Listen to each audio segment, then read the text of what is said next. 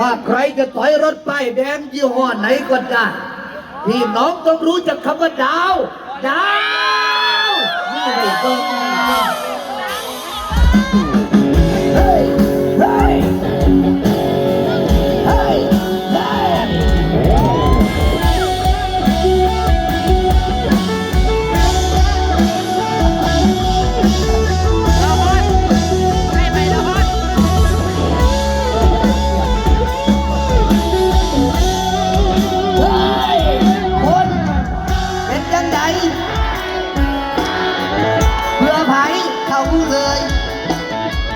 เฮ้